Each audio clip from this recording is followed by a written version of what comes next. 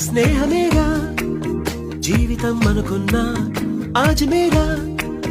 ఆశలే కనుగొన్నా మలుపులు ఎన్నైనా ముడిపడిపోతున్నా ఇక సెకనుకెన్ని నిమిషాలు అనుకుంటూ రోజు గడపాల